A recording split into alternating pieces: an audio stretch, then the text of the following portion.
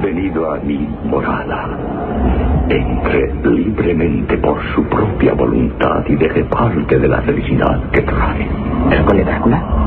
Yo soy Drácula. Y le doy la bienvenida, señor Harker, a mi casa.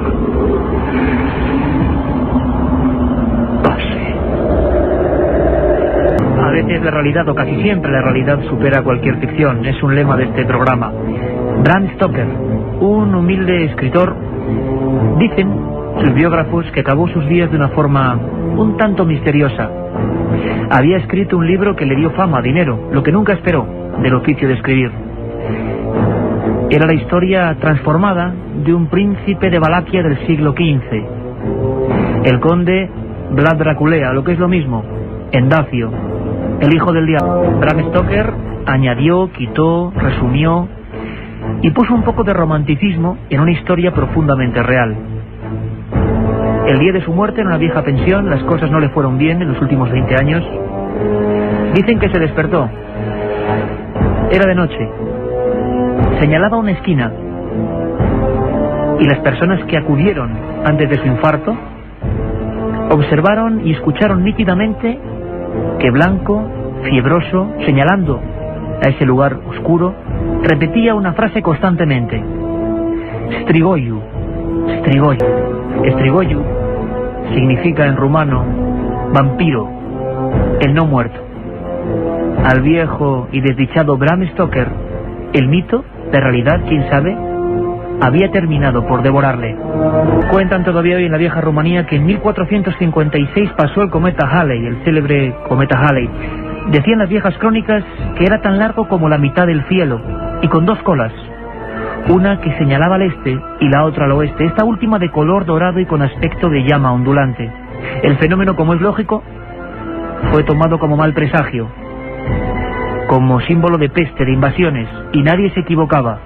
En 1456 llegaba al trono Vlad II Draculea, el conde Drácula.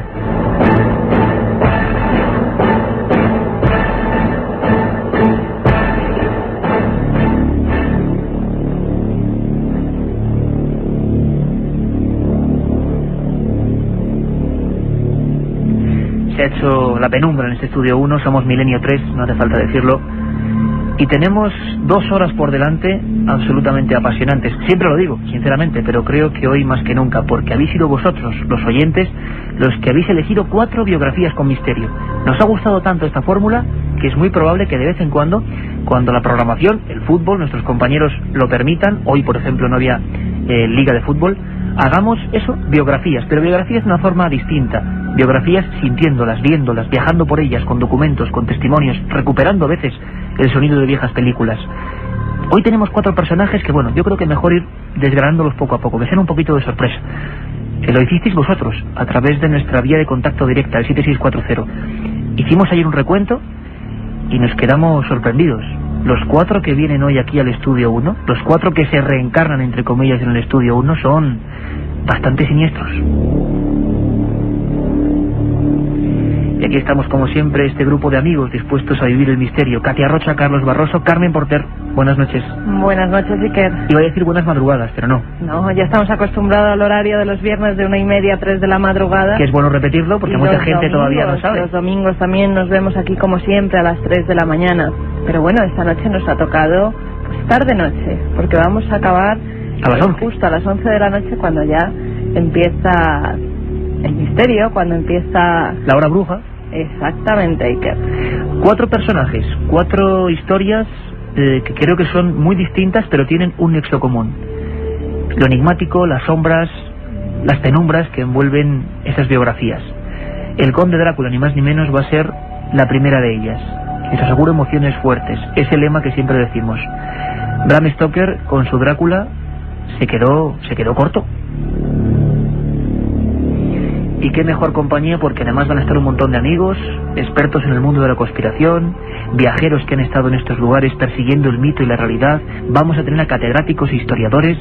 Yo creo que va a ser un viaje absolutamente distinto. Y encima, con Juan Carlos Ingelmo y don Antonio Bravo en la nave del misterio. Mejor compañía, imposible. Un viaje en busca del misterio. Milenio 3. en la SER.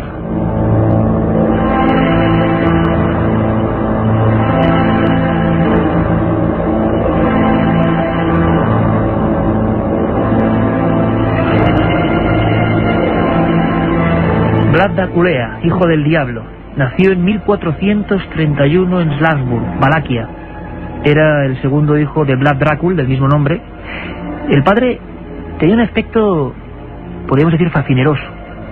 Unos bigotes siempre engominados hacia arriba, unos mantos de Marta Cibelina, piedras preciosas y una mirada tan agresiva como lo que luego fue su vida, su leyenda. Dicen de Draculea que fue uno de los pioneros en Europa del Este en extender la política del horror. Su padre y su hermano fueron asesinados por los húngaros. Hay una historia, como siempre, cuando uno es niño, que marca la vida de este personaje que hoy es mito, que es realidad, que es para muchos miedos y terrores todavía hoy, en esa vieja Rumanía. Su hermano mayor, concretamente en 1447, estamos hablando de una zona de Europa y de un momento de lucha constante entre el mundo cristiano y el imperio turco, su hermano mayor es muerto de una forma muy particular. Le clavan hierros candentes en los ojos y lo entierran vivo. Y Vlad Draculea, ya entonces consentido, con cierta conciencia, jura vengarse casi, no de los turcos, sino de todo el género humano. Jura venganza y a fe que la cumplió.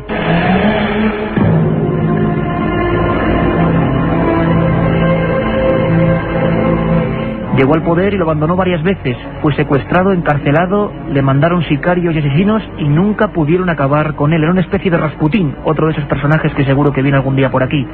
Parecía inmortal. ¿De dónde viene su fama? ¿Por qué se relaciona Drácula con el chupasangres que nos contaba Bram Stoker? Vamos a descubrirlo hoy. Vamos a descubrirlo además, como siempre, con vuestra ayuda. Tenemos esa vía de contacto, Carmen, y decir que a partir de ya pueden empezar a hacer preguntas sobre este y los próximos personajes. Vamos a decir el siguiente nada más. Después de Drácula nos va a visitar otro ilustre, otro enigma, Jack el Destripador. Tenemos esa vía de contacto que repetimos porque no es nuestra audiencia habitual hoy, Carmen, este sábado de 9 a 11, cuéntanos.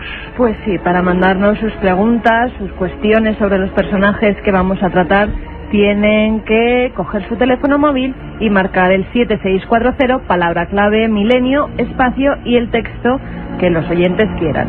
7640, palabra clave milenio, espacio y el texto que los oyentes quieran. Preguntas sobre estos personajes, sobre otros que tenéis que seguir proponiendo, cuáles merecen la pena realmente para dedicarles programas especiales, y además, por supuesto, preguntas a los invitados que van a ir pasando durante estas 2 horas por el estudio 1 de la cadena SER. Tenemos 3 amigos importantes, 3 libros importantes y, por supuesto, como siempre, al final, tanto Katia Rocha como Carmen Porter darán los ganadores de 3 obras, creo que esenciales para comprender este tipo de personajes. Una de ellas, Editorial Planeta, César Vidal, Nuevos enigmas históricos al descubierto. César Vidal, que estará dentro de unos minutos con nosotros. Cómo no, un buen amigo, un compañero de este programa, Santiago Camacho, el rey de la conspiración, el que cada madrugada de domingo extrae tantos temas que no nos contaron bien. 20 grandes conspiraciones de la historia, un libro que además está arrasando en España y en Argentina, editorial La Esfera de los Libros. Y también además, por si era poco, al final del programa, en la última recta, hablaremos del enigma nazi, con José Lesta, el secreto esotérico del Tercer Reich. Y creo que ya vais imaginando cuáles van a ser los personajes. Enigma nazi, 20 grandes conspiraciones de la historia y nuevos enigmas históricos al descubierto. A partir de ya, por supuesto, al final del programa el sorteo y estos 3 libros, porque aquí siempre fomentamos la lectura, la investigación y, cómo no, la búsqueda. Un viaje en busca del misterio. Milenio 3, en la SER.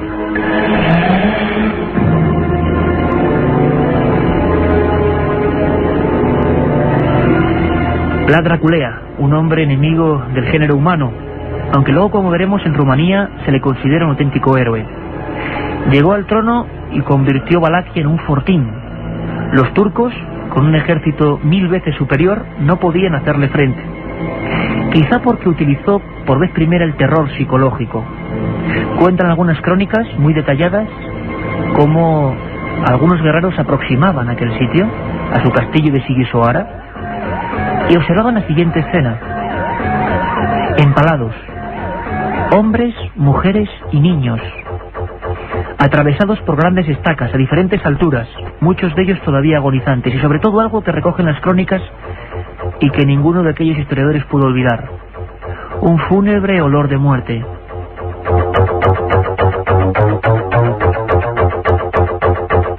Vlad Draculea, hijo de la Orden del Dragón. Su padre era uno de los patriarcas de la Orden del Dragón. Dicen que una orden ultracatólica, ultrarreligiosa, que intentaba hacer frente, enarbolando el cristianismo, al enemigo del Islam en aquella época, a los turcos. Lo cierto es que con el tiempo solo nos queda de él un retrato que se guarda muy cerca de Innsbruck, en Austria. Según parece, Vlad Draculea, en su enajenación, en su esquizofrenia, nunca lo sabremos bien, se convirtió en el empalador. Fue su método habitual y su particular tortura. De ahí le viene el sobrenombre con el que ha llegado hasta nuestros días: Vlad Tepes. Tepes, el que empala.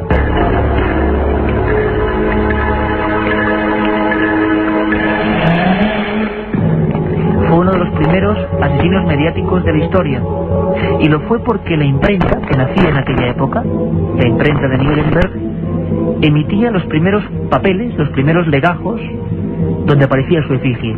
Y estoy seguro que ahora mismo, si hacemos todos un esfuerzo, intentamos visualizar, vamos a ver ahora mismo, estemos donde estemos, una imagen.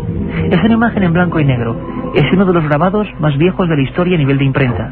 Aparece un conde, ese lacio bigote hacia arriba, está desayunando. Hay unos cuencos en su mesa y un invitado que se espanta de la escena. Alrededor de él, cientos de personas abiertas en canal, ensartados en estacas. De fondo, los Cárpatos, una imagen que le dio fama. Así empezó, digámoslo así, el horror mediático de Vlad Tepes. En apenas 2 o 3 años, haciendo estas acciones, nadie osaba meterse en sus territorios. Incluso pedía derechos de paso. Se convirtió, como decían en la época, en un auténtico demonio humano.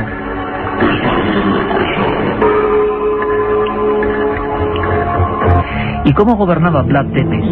¿Cómo era el día a día en su región? ¿Por qué era tan terrible? Nos han llegado anécdotas que recogen, entre otros, nuestros amigos que iban a estar aquí con estos libros, y que recogen la historia. Algunas son auténticamente increíbles, pero demostradas. Por ejemplo, era un hombre que odiaba a todo lo que no fuese productivo en la sociedad. Hacia 1457 hace una gran fiesta. Una fiesta en su castillo de Sigisoara. Todavía está ahí. Y esta noche lo vamos a visitar.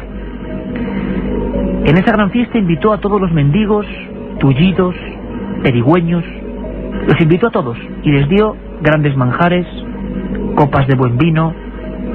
Hizo que pisaran alfombras que jamás sus ojos habían visto.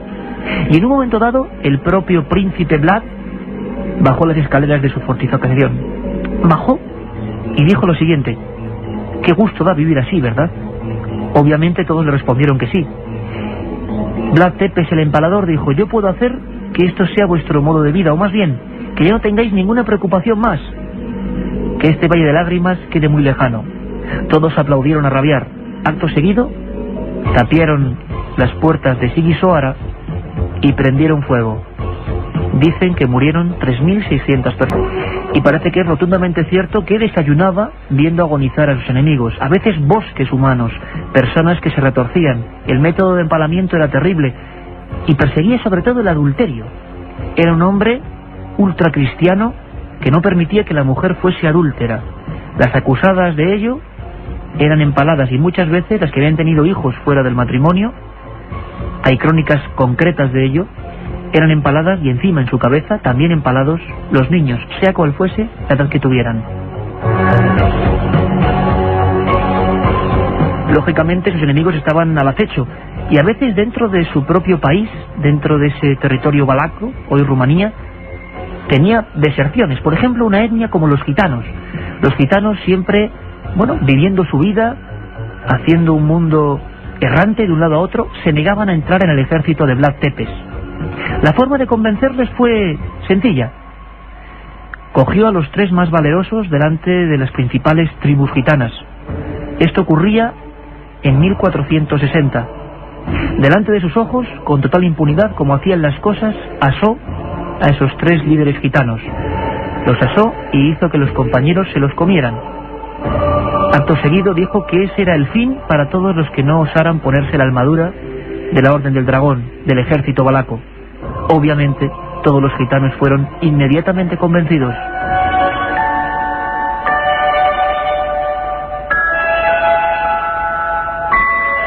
Su reinado del terror duró 7 largos años, y dicen los números y los datos y las cifras que 100.000 muertos después de aquella llegada del cometa Halley. Impuso, como decíamos, una política del miedo, instauró nuevas torturas, y creía que los ladrones y los comerciantes que engañaban eran su principal enemigo. Lo de cortar las manos, la ley del talión le quedaba corto. Directamente los empalaba si en las cuentas fallaba una sola moneda. Eso es lo que dice la historia.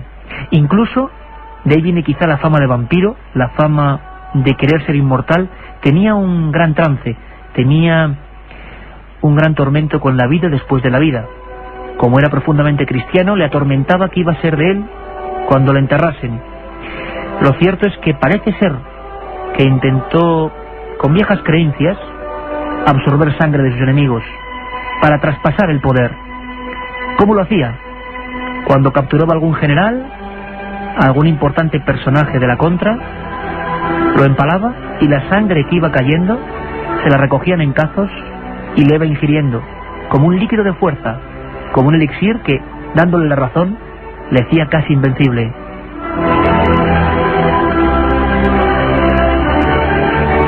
Política del terror, una clara muestra. Nadie robaba en Sigisoara, nadie robaba en Valaquia. Eliminó al 0% lo que eran los hechos vandálicos contra la propiedad. Lógico, si nos atenemos a los datos. En 1463 tuvo la osadía, imaginémoslo, atravesando las plazas viejas de esa región, con su capa de Marta Cibelina, como decíamos, con sus sombreros, de poner una copa de oro en mitad de la plaza. Esa copa se mantuvo 3 años. La gente podía beber de ella, pero hay quien osara robarla.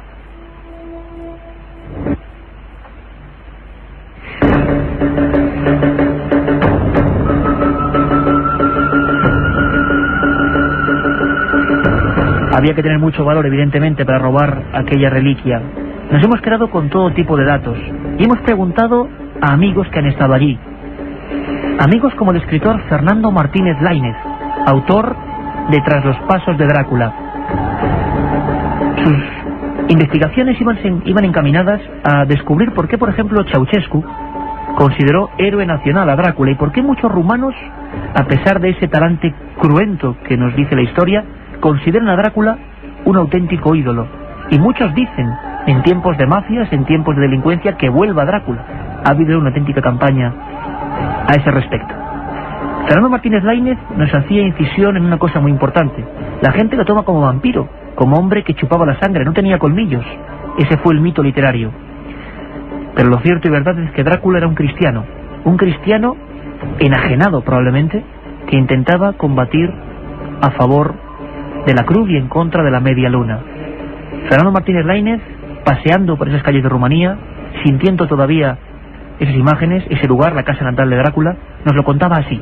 Él era un príncipe cristiano, claramente era un hombre que apoyaba a la iglesia rumana, que era ortodoxa, y que es un hombre que favoreció mucho a los monasterios, favoreció mucho a los monjes, y él estaba convencido de que bueno, pues él actuaba en nombre de Dios, ¿no? Y había una esquizofrenia que era muy corriente por otra parte, ¿no? En la época, gente que realizaba tremendas matanzas y que estaba convencida de que Dios, pues eso lo aprobaba y estaba con él, ¿no?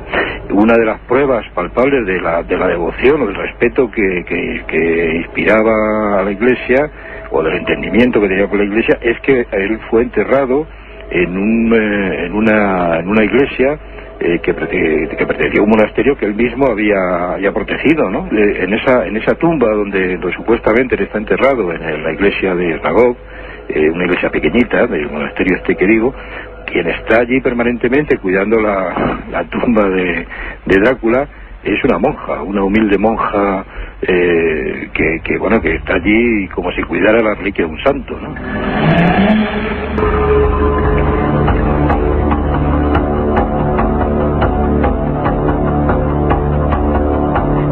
tumba en Sigisoara.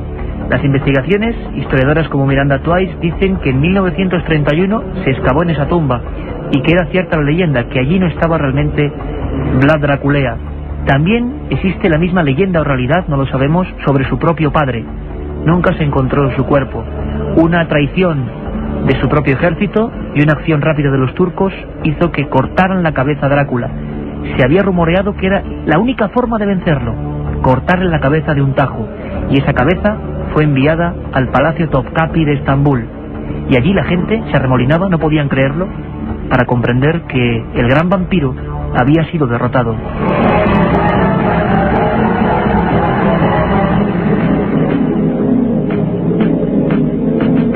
Sin embargo, ¿está Drácula enterrado ahí? ¿Lo estuvo su padre en otra fortificación? ¿O realmente el no hallazgo de ninguna prueba al respecto es lo que generó la leyenda del vampiro, en lo que se basó Bram Stoker para luego generar un hombre inmortal, un hombre tirano e inmortal? Lo cierto y verdad es que a día de hoy, ¿qué ha sido de él? ¿Cómo vive el pueblo rumano el mito? ¿Qué piensan los rumanos de hoy de ese héroe o villano, Vlad Draculea, el hijo del diablo, Vlad Tepes? Nos lo cuenta Fernando Martínez Lainez, y la verdad es que es muy curioso. ¿Qué piensa hoy el pueblo rumano? Lo que es curioso, claro, es que esta especie de pervivencia del mito todavía se palpa a escala popular, digamos, ¿no? Incluso, por ejemplo, a los niños de las escuelas pues se les lleva a visitar el castillo de la Torre de Drácula en Tigoviste y el castillo de Drácula en Sigisoara, y entonces todo esto pues va creando va alimentando, digamos, la leyenda heroica entre los rumanos. Y sobre todo es curioso, claro, hay una especie de sensación popular de que Drácula era muy cruel, pero también era muy justiciero, y todo eso ha ido creando un pozo de recuerdos así colectivos que lo identifican con la justicia, o sea, y que a pesar de la crueldad, pues creen que esa crueldad, de cierto modo, pues les libró de otros males, ¿no? Esto además en un país como Rumanía, que sobre todo hace unos años, pues desde el punto de vista social era un país pues quebrado, ¿no? Con unos problemas de delincuencia tremendos y unas mafias prácticamente incontroladas y todo eso, pues hace que mucha gente suspirara por esa especie de personaje draculiano.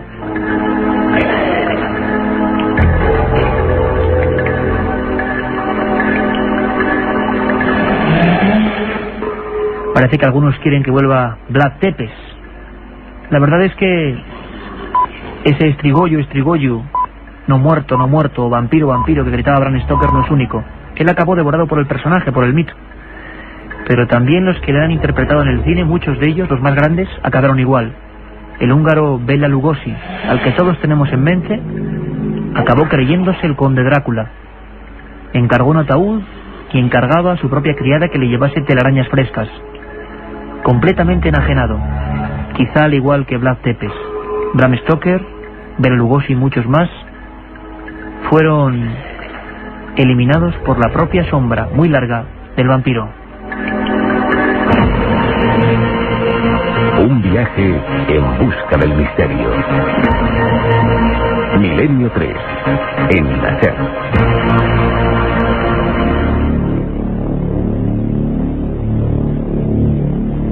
Son la 1:30, este es un programa especial de Milenio 3 con los personajes que vosotros habéis solicitado, Carmen, al 7640, incluso ya han llegado algunas preguntas, muchas sobre Drácula. La hora a las 9:30, Iker, que te has equivocado, la 1:30 es cuando hacemos de madrugada los viernes. Yo ya estaba pensando en Drácula. Además, nuevos amigos que nos escuchan hoy y nos preguntan nuestro horario. Nuestro horario es los viernes de 1:30 a 3 y como siempre también los domingos de 3 a 4 de la mañana. Están llegando muchas preguntas a este 7640, entre ellas una de Ana de Madrid que dice que Bathory era una gran consumidora de sangre humana para ser siempre joven y bella, que si tiene alguna conexión familiar con Vlad Tepes. Elizabeth Bathory, la condesa sangrienta, la Drácula femenina, bueno, pues la apuntamos para un próximo programa porque su vida fue increíble. Pero no tenía nada que ver con Drácula, con Vlad Tepes. No, vínculos personales no, era la misma zona, era Hungría, pero es que mató, si no recuerdo mal, a 650 doncellas. Más o menos al final, dentro de unos 20 minutos, vendrá aquí Katia con un montón más de preguntas.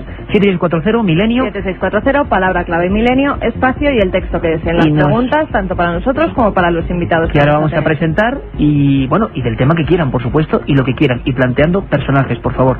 Vamos a ir con otro tema, porque esta ha sido una especie de introducción, ha sido uno de los temas que más nos ha cautivado, Drácula, para que os hagáis una idea de lo que se puede llegar a hacer, en el sentido de recordar personajes. En el fondo es un viaje por la historia más desconocida. Y en ella han profundizado mucho nuestros amigos, y sobre todo para enfrentarse a un personaje de lo más curioso. ¿Cómo podíamos presentar a la siguiente entidad que va a venir hasta aquí y de la que nos van a hablar nuestros compañeros? A veces, como decimos, un trozo de película, una expresión, dice más que muchas palabras. Era una película reciente, Desde el infierno, interpretada por el actor Johnny Depp, que especulaba por vez primera, a nivel cinematográfico, con una teoría sorprendente sobre el criminal más famoso de todos los tiempos, por su misterio. Nos lo pedís ayer con insistencia y nos hemos puesto a trabajar en ello. Jack el Destripador. Escuchamos. Sin la menor duda, aquí hay un mensaje. En eso tiene razón. ¿En qué me equivoco? A Martha Abraham la violaron, la torturaron y la asesinaron. Una crueldad. Pero no es la primera vez que vemos algo así en el East End. Esto es metódico. Es un acto irracional, pero meticuloso y deliberado. Este asesino es algo distinto. Quisiera saber lo antes posible qué se llevó. ¿Qué? ¿A qué se refiere? ¿No se ha dado cuenta? ¿De qué? Al menos se llevó uno de sus órganos. Oh, no. En 1888, en una barriada londinense que también vamos a recorrer, andó a sus anchas Jack el Destripador. Algunos hablan incluso de colectivo Jack el Destripador, y las teorías son muchas, porque no hay ni sombra, aparentemente, del autor de estos hechos. Unos hechos que algunos vincularon incluso con la Casa Real. Tenemos a dos buenos amigos con nosotros. Uno de ellos vamos a presentarlo, que nos está escuchando ya, es César Vidal, doctor en Historia, Filosofía y Teología, profesor además en diferentes universidades norteamericanas, autor, bueno, de más de 125 libros, y uno de ellos, con tremendo éxito, Nuevos enigmas históricos al descubierto, de Nostradamus a Saddam Hussein, editorial Planeta, y que hoy vamos a sortear. Don César Vidal, amigo, buenas noches. César Vidal, vamos a ver si lo tenemos ahí. Sí, yo le oigo perfectamente. Ah, César, buenas noches, ¿cómo estás? Yo estoy magníficamente, le oigo perfectamente. Perfecto, había un pequeño, claro, una noche como hoy, con Drácula y ahora pasando a Jack el Destripador, puede pasar cualquier cosa. Se puede esperar cualquier cosa. César, tú en tu libro abordas también, con una teoría sorprendente, la historia de Jack el Destripador. Se llegó a vincular con la Casa Real de alguna forma, esta figura que sigue todavía entre brumas, ¿no? Bueno, yo creo que es una cuestión zanjada, pero zanjada muy recientemente, porque hay que tener en cuenta que las distintas teorías sobre la identidad de Jack el Destripador no podían solventarse hasta que en los años 1992 y 1993, es decir, estamos hablando prácticamente de la última década.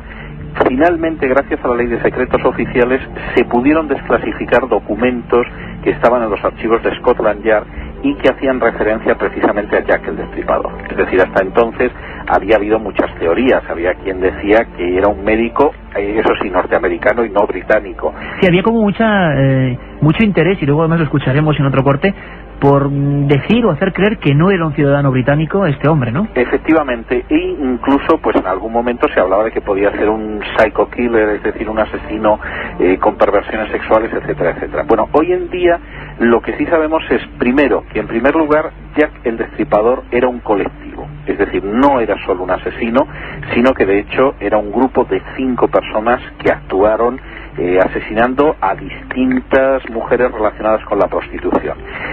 Segundo, sabemos las causas de esos crímenes, que no eran causas relacionadas con la mentalidad típica de un psycho killer, sino efectivamente con un escándalo dentro de la familia real que se ha podido documentar. De hecho, el duque de Clarence, que era el segundo dentro de la línea de sucesión de la reina Victoria, era su nieto, Alberto Víctor, había contraído matrimonio con una católica que se llamaba Annie Elizabeth.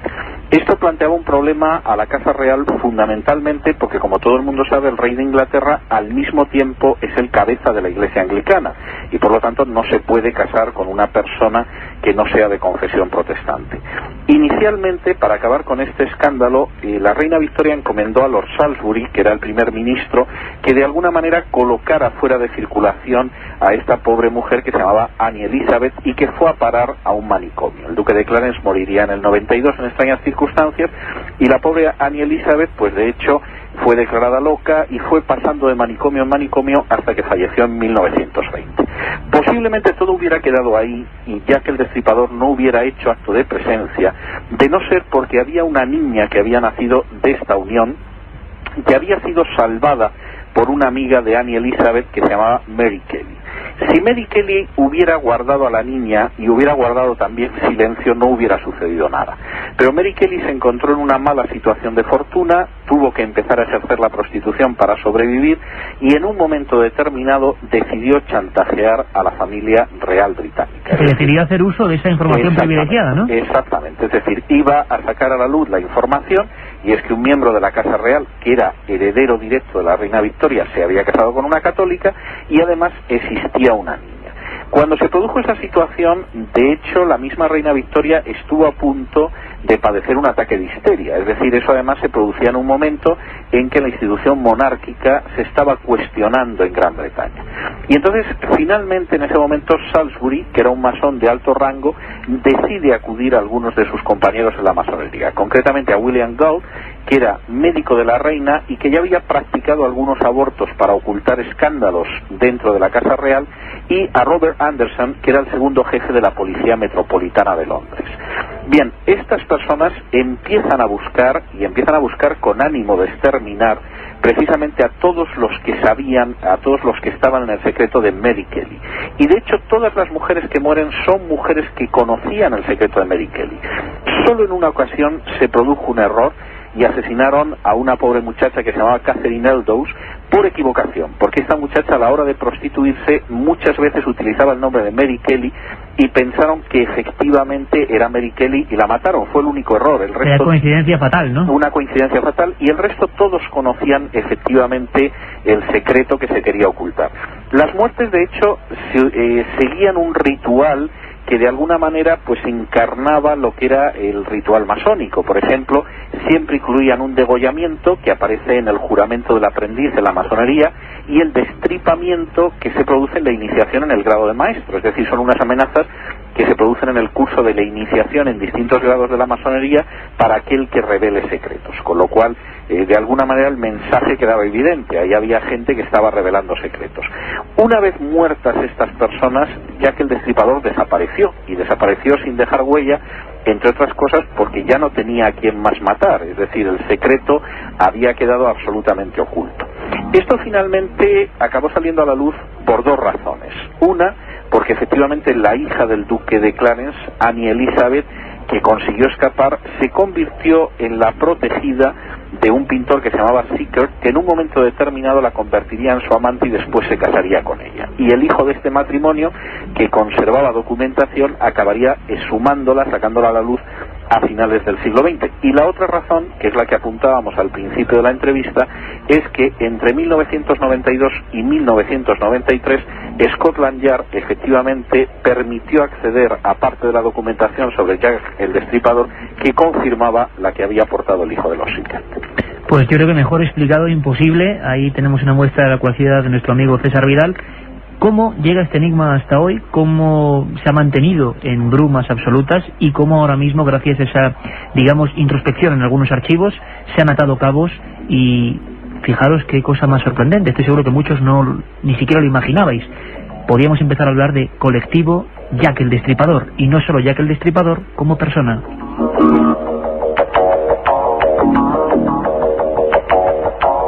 César, quizá ¿por qué este asesino podemos considerarlo el más importante de la historia? Porque su crimen hoy en día, 5 personas muertas, queda casi en mantillas comparado con otros de los tiempos modernos. ¿Por qué generó tal cantidad de inquietudes, tal cantidad de reportajes, de libros dedicados al tema.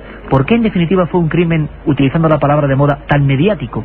Hombre, yo creo que una de las razones es precisamente eso, que era mediático. Es decir, los asesinos anteriores, pues desde Bruto y Casio, que mataron por ejemplo a Julio César, o algunos personajes de este tipo, pues lógicamente no tuvieron esa repercusión mediática. En el caso de Jack el Destripador sí se produce ese elemento de popularización, de miedo en algunas zonas, de especulaciones dentro de los medios de comunicación que luego van a ser comunes en otros asesinos en serie mucho peores. Pensemos el caso del estrangulador de Boston, del carnicero de Milwaukee, etcétera, etcétera. Podríamos mencionar lamentablemente muchos, ¿no? Pero yo creo que la razón fundamental es esa, la idea de que ataca a un colectivo concreto, de que no existe una posibilidad de alguna manera de pararle los pies en la manera en que está matando a personas de ese colectivo, y sobre todo que además los medios de comunicación empiezan a darle una tremenda publicidad, porque los medios de comunicación son los primeros intoxicados.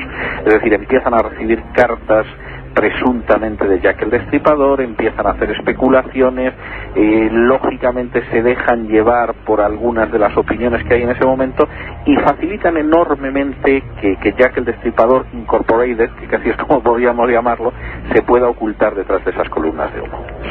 Don César Vidal, compañero, nuevos enigmas históricos al descubierto de Nostradamus Saddam Hussein, Editorial Planeta. Uno tan solo de esos enigmas es quién fue Jack el Destripador. Vamos a seguir preguntándonoslo y vamos a seguir indagando, pero desde luego te mandamos un fuerte abrazo y sobre todo por la claridad y la precisión en que todos estemos pensando ya en una cosa todavía más misteriosa, un grupo de personas que mataban en busca de sellar las bocas, en busca de que se siguiese manteniendo un secreto. Muchas gracias, César. Un abrazo muy fuerte. Milenio 3, con Iker Jiménez, en la cadena SER.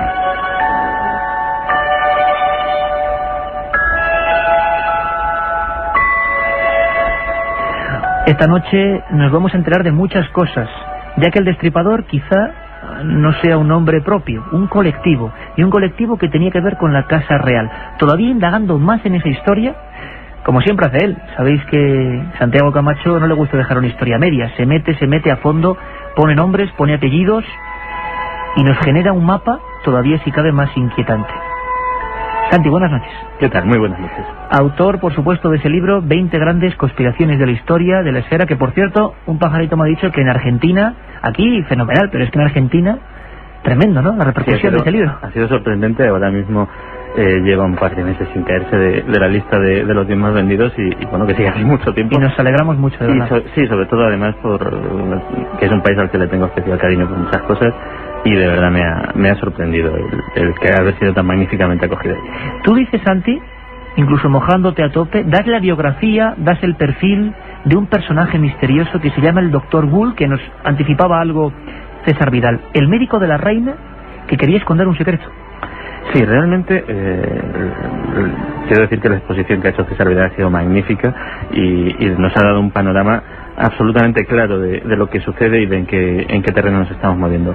Efectivamente, cuando Lord Salisbury recibe ese encargo por parte de la reina de, bueno, esto hay que atajarlo de alguna manera, él, como gran maestre de la masonería inglesa que era en aquel momento, decide colocar el encargo en manos de alguien de su plena confianza, de una persona que no solamente ya había solucionado para la Casa Real pues algunos asuntillos como abortos poco convenientes, etcétera, etcétera. El hombre de confianza, ¿no? Para estos temas. Sino que también había demostrado su lealtad a la masonería, pues declarando como perito, por ejemplo, en algún juicio a favor de personas vinculadas a la masonería. Hay un juicio, es el juicio de Charles Bravo, que es un hombre que es asesinado, es envenenado por su mujer. Esta mujer es hija de un conocido personaje de la masonería, y el doctor Wool falsea su testimonio como perito, dice que este hombre ha muerto por causas naturales, y de esta manera pues consigue salvar a esta señora, simplemente pues por su juramento de lealtad a la orden masónica. Con lo cual es un hombre que ha demostrado claramente su lealtad tanto a la corona como a la masonería, lo que le hace perfecto para cumplir este encargo. Y además, según iremos descubriendo, esos crímenes fueron muy concretos, causaron un espanto sin precedentes, y parecía que no estaban hechos por un asesino común, sino que había cortes médicos, había desgarramientos y amputaciones realmente sorprendentes. Antes de saber cómo fueron los crímenes concretos, podemos viajar con la imaginación, viajar con la radio hasta ese barrio, hasta Whitechapel, el lugar que las novelas, incluso las películas, nos han brindado, y las fotografías, como un lugar mísero, donde las prostitutas hacían su trabajo y su faena en plena calle, donde los borrachos se caían por los suelos, apenas había iluminación, y en esos callejones, envuelto de humos, de factorías, una siniestra congregación, un hombre. Parece ser, según se dice, siempre se veía un coche, un carruaje de caballos negro, aparecía y mataba a prostitutas muy concretas. ¿Qué tenían en común? Seguramente ese secreto. Le hemos pedido a nuestra compañera en Londres, Begoña Arce, que se pasee un poco por Whitechapel y nos comente tanto las últimas teorías como cómo es hoy ese barrio donde deambuló el asesino más célebre y más mediático de los últimos siglos. Jack el Destripador es hoy una atracción turística más de la capital británica. Un paseo organizado con guía por el barrio de Whitechapel permite recorrer los lugares donde el misterioso asesino degolló y descuartizó a sus víctimas en 1888. La zona es muy popular, muy animada y bastante más próspera que en la era victoriana. La mayoría de sus vecinos son inmigrantes procedentes de Asia y muchos de ellos no están al tanto de la leyenda del famoso asesino en serie. El caso conmocionó a los británicos de la época, pero el récord de Jack, el asesinato de 5 prostitutas, no resulta hoy especialmente impresionante. El hecho de que nunca se capturara al asesino, que nunca se conociera su identidad, ha contribuido a mantener la leyenda. En la lista de sospechosos hay, entre otros muchos, un miembro de la familia real británica, el médico de la reina Victoria, un abogado, un empresario de Liverpool y un pintor. En su último libro, la escritora Patricia Cornwell, especialista en novelas de misterio, después de hacer comparaciones de ADN, afirmó que el asesino de Whitechapel fue el pintor Walter Richard Sidker. El artista conoció muy de cerca el caso y plasmó con sus pinceles los macabros descuartizamientos del destripador. La otra realidad. Milenio 3. En la cadena SER.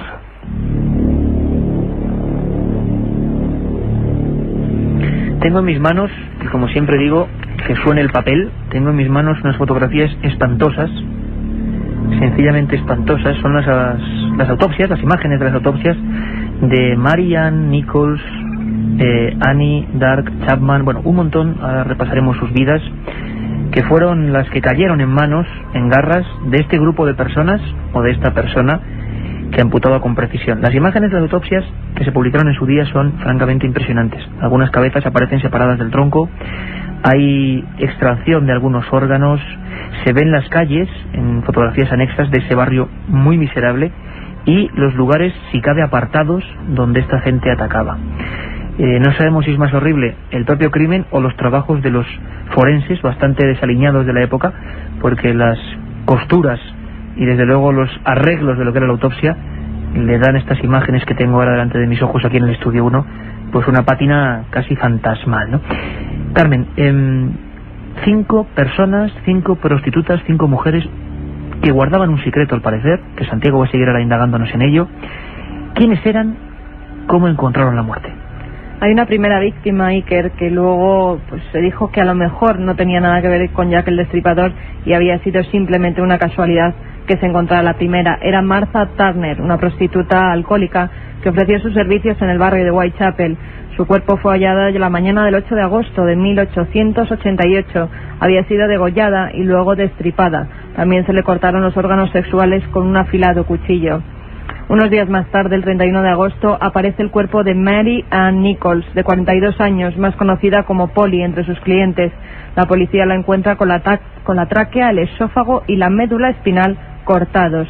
Un informe forense indicaba que las heridas que presentaba la víctima habían sido hechas por una persona experta, tal vez alguien con conocimientos médicos.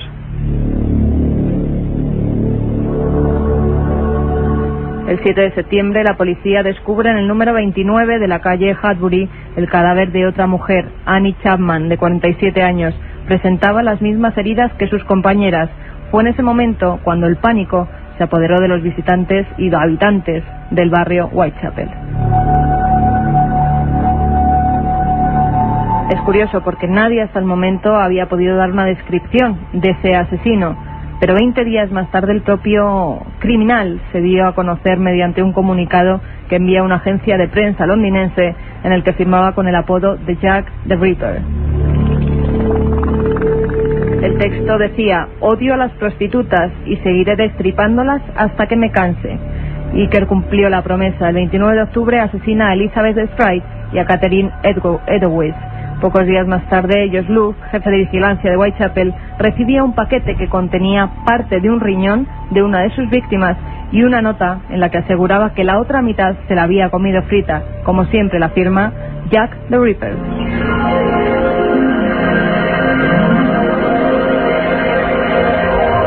El último asesinato lo cometió el 10 de noviembre en el número 13 de la calle Miller's Court. Se trataba de una prostituta de 25 años, Mary Jane Kelly.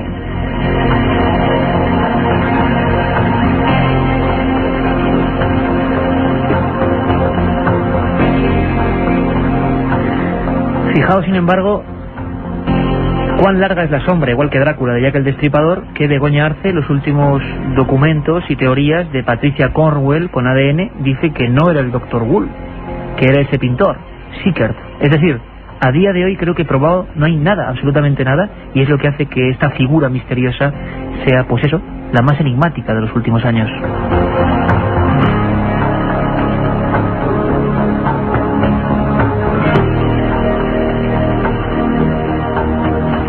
Y es que es increíble la cantidad de misterios que quedaron en el cuerpo de estas 5 mujeres. El doctor Wool, parece ser que había cortes perfectos. Hay otra película que describe perfectamente esa situación, cuando los forenses, los policías, se dan cuenta de que no son muertes normales, que hay alguien tremendamente experto. Según muchos de los investigadores, según Santiago Camacho o César Vidal, que el terrible William Gould está metido ahí. Escuchamos. Si algo sabemos con certeza, es que no lo hizo un inglés. Tal vez es un indio, un piel roja. Llegó hasta Whitechapel y se abandonó a sus inclinaciones naturales. Con el debido respeto, señor, creo que quien lo hizo al menos tiene conocimientos básicos de disección. O bien es un hombre culto, un médico, por ejemplo. Un hombre culto es ridículo. Ningún hombre culto haría tal cosa. Seguro que fue un tendero o un carnicero. Milenio 3, con Iker Jiménez, en la cadena SER.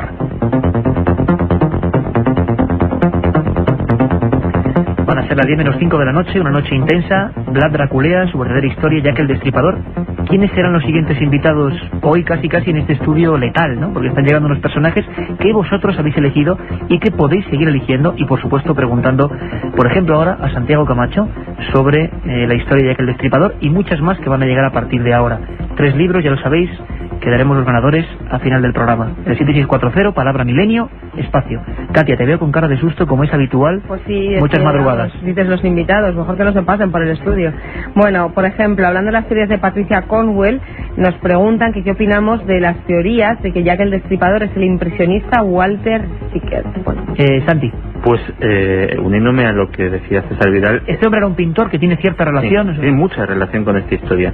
De hecho, es el que hace de Cicerone al príncipe Albert Víctor por los barrios más bajos de Londres, el que le presenta a esta chica católica con la que acaba casándose, es testigo de esta boda secreta y es el que acaba casándose con la hija del fruto de este matrimonio. A la madre, para la gente igual no sabe, la madre la vuelven loca prácticamente y la encierran en psiquiátricos, ¿no? Y desaparece de esa forma toda la familia. Se le practica una lobotomía para asegurar de una manera brutal su silencio para siempre. Y bueno, pues lógicamente sí que tiene muchísima relación. Si participó en ese colectivo Jack el Destripador o no, no lo sé. Lo que sí podemos afirmar es que el estar tan unido a toda esta historia desde luego le da boletos más que suficientes como para acabar implicado y que Patricia Cornwell pues se haya empeñado en que realmente es él el responsable directo de estos crímenes. Una de las sospechosas. Incluso Iker dice Patricia Cornwell que hay noticia de última hora además que tiene varias pinturas de Sickert en las que se muestra y se puede comparar con las autopsias perfectamente la muestra de cómo murieron degolladas, la agonía de sus caras, y hay varias pinturas que según Patricia, según su teoría, demuestran que él fue el asesino de verdad y que por eso luego más tarde las pintó. Interesante. Bueno, Rubén y Beatriz de Córdoba nos preguntan que qué relación puede tener Drácula con el ataúd maldito que atravesó España dejando un rastro de muerte. Bueno, es una historia preciosa, muy interesante, Katia, que dará por supuesto para otro programa. Es una historia increíble, que además Santi seguro que también conoce muy bien, de un ataúd que, si no recuerdo mal, entró por Cartagena y acabó en Santillana del Mar, y que a su paso, es una historia de los años 20 en España increíble. Tendremos aquí a Sebastián Darbó, que es el que la siguió paso a paso, y a Miguel Aracil, y es increíble porque en diferentes estaciones, en diferentes casas de hospedaje, ese ataúd iba casi sin rumbo, con una dirección, con otra, y acabó creando sobre todo peste. Y es que los vampiros, y sobre todo la novela de Bram Stoker, Drácula, películas como Nosferatu, han hecho creer que el vampiro no solo chupa la sangre, sino que, por ejemplo, domina algunos animales como las ratas, y podía crear pestes a voluntad, ¿no? Va un poco en esa historia. Hablaremos del ataúd maldito, y la gente me sigue dejando alucinado, pues el nivel que tiene, ¿no?, de conocimiento. Es impresionante. Por ejemplo, otros se adelantan. En nazismo, me gustaría saber cómo pudo un país dejarse engañar por un loco. Sabe Dios los secretos que ahí hay. ¿Será cierto que se suicidó?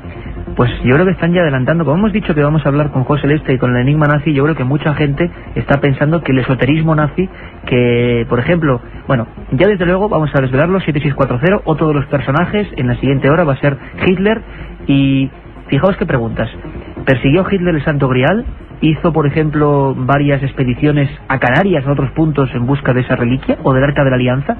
¿Es cierto que Adolf Hitler, aparte de estar casi enloquecido con historias de la antigua Germania a nivel de leyendas, perseguía la lanza con la que mataron o supuestamente hirieron a Jesús de Nazaret, la lanza de Longinos? Bueno, todas esas preguntas, todo lo que os inquiete, es un tema que nos habéis preguntado muchísimo sobre el esoterismo y Hitler, para la segunda parte y el 7640. También nos preguntan sobre las hazañas de Rasputín. Hay otros oyentes, por ejemplo como a Lucas, que nos ofrece hasta su casa de Las Palmas por si queremos ir allí a investigar. En fin, que los oyentes pues se muestran muy cariñosos y muy agradecidos con nosotros, y pues de verdad que lo agradecemos. Tienen que mandar sus mensajes. Sí, un oyente también nos pedía la fecha de la muerte de Vlad Tepes, la verdadera fecha, cierto. Y es 1477. Se cree que en esa fecha es cuando murió. Se cree, porque si uno va a los documentos históricos, Carmen, como siempre, como nos ha pasado ahora mismo, parece ser que está claro que es el Dr. Bull, parece que está claro que es un colectivo, y de repente aparece un pintor. Es decir, nada está claro, y tenemos la máxima esa socrática de que, vamos, no sabemos casi nada. Lo cierto y verdad es que Drácula se le amputó, dicen, la cabeza, pero las investigaciones también afirman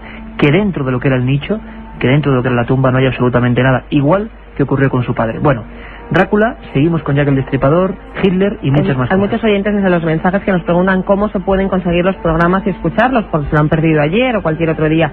En la web www.ikerjimenez.com, allí se pueden descargar los programas. Si tardan un poquito, pues tengan paciencia, porque es que a veces se colapsa. Pero en ikerjimenez.com, con permiso de la cadena SER, por supuesto, para tener esos programas. Nos queda, yo creo que una hora intensa. Va a haber otro personaje sorpresa, otro que casi es el líder, el que más habéis preguntado, y es curioso ver cómo a través de ese medio, el 7640, palabra, milenio y espacio, vosotros configuráis el programa. Biografías con misterio. Queremos hacer muchas más, y a ser posible de personajes no tan siniestros. En vuestras manos y en vuestros mensajes queda. Volvemos, os dejamos con los servicios informativos de la cadena SER, y estamos en apenas 5 minutos.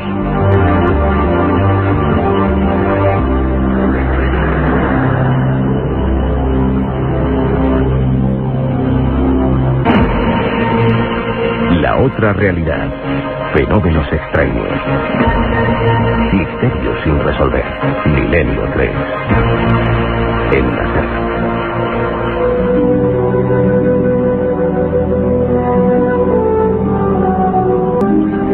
Katia Rocha, Carlos Barroso, Carmen Porter, vuestro amigo Iker Jiménez, y por supuesto Juan Carlos Ingelmo y Antonio Bravo en la nave del misterio. Parece que cada uno a su forma nos lo ha contado excelentemente. Se ponen de acuerdo en torno a quién está detrás de la máscara del asesino en serie, ese término tristemente tan célebre ahora mismo, más importante de la historia. Hoy ese barrio de Whitechapel ha cambiado la cara, pero el alma no. En el alma siguen estando esas muertes incomprensibles. Tengo aquí, como decíamos antes, las fotos de algunas autopsias, y tienen el dramatismo de esas fotos de autopsia, que tienen todas, ¿no? Y sobre todo cuanto más antiguas y más rudimentarias eran las técnicas. Santiago Camacho, nuestro compañero y amigo, como sabéis, todos los domingos de madrugada, ese programa, lo advertimos, nuestro horario siempre es viernes de 1:30 después del larguero a 3, viernes 1:30 a 3, domingos de 3 a 4, y por ejemplo, de vez en cuando, especiales como este. Santiago Camacho suele aparecer en las madrugadas del domingo, junto a Nacho Ares y Historia Perdida, junto a Juanjo Benítez, junto a un montón de gente que nos suele traer sus misterios, sus píldoras llenas de misterio y de conspiración. Es autor de 20 grandes conspiraciones de la historia, editorial La Esfera de los Libros, y que por supuesto recomendamos. Ahí viene también esta historia, Jack el Destripador. Y Santi, directamente arrojándose a la piscina, dice que era Sir William Gould, el médico que apañaba las historias oscuras de la Casa Real. Santiago, buenas noches otra vez. Hola, ¿qué tal? Santi, William Gould parece ser, la historia nos cuenta, un médico. La gente puede decir, bueno, por muy efusivamente que se intentase borrar un secreto, mejor dicho, conservar ese secreto con todos los medios, es raro que un médico, que un galeno haga esto. Hay la teoría, Santiago, de que William Gould, no sé si coincidiendo con los crímenes o no, tuvo un derrame cerebral o algo que le volvió medio loco. Sí, de hecho, como habíamos dicho antes, Gould había resuelto de una manera profesional y discreta muchos asuntos potencialmente escandalosos para la familia real o para la obediencia masónica a la que pertenecía. De hecho, esa es la razón por la que efectivamente, como dijo César Vidal, hay un colectivo, pero alguien tiene que ejecutar al final. Y esa mano ejecutora parece ser que es William Gould.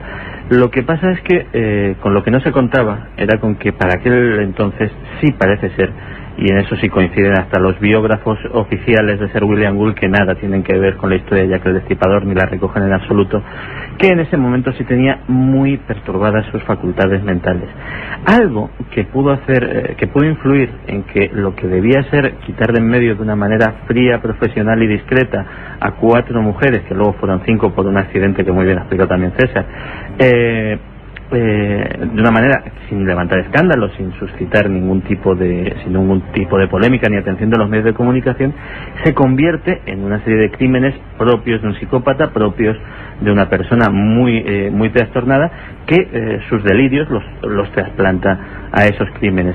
Porque donde vemos hasta qué punto era terrible la condición mental de la persona, de la mano ejecutora de esos crímenes, es en el último, el de Mary Kelly, precisamente, el de la persona que fue testigo material de esa boda, el de la persona que tuvo la idea de hacer ese chantaje iluso a la Casa Real. ¿Cómo fue, Santiago? Eso también extraña. ¿Cómo es que ese grupo de personas o esa persona que practicaba la prostitución en los bajos fondos de Londres decide que tiene un arma especial para chantajear a la Casa Real, ni más ni menos? Era cuando menos arriesgado, ¿no? Realmente era arriesgado. Lo que sucede también es que la situación de aquellas mujeres era desesperada. Había bandas de proxenetas que cobraban su tarifa o en dinero o en sangre. Había una pobreza de tal calibre que, por ejemplo, hacía que hubiera hoteles, por llamarlos de alguna manera, donde las mujeres dormían en bancos, atadas a bancos de madera durante toda la noche, y que, bueno, para no ocupar espacio. Para no ocupar espacio, y que por eso se les cobraba una determinada cantidad de dinero. Realmente la perspectiva de la muerte o de salir de ese infierno en vida, pues yo creo que merecía la pena el riesgo para aquellas mujeres.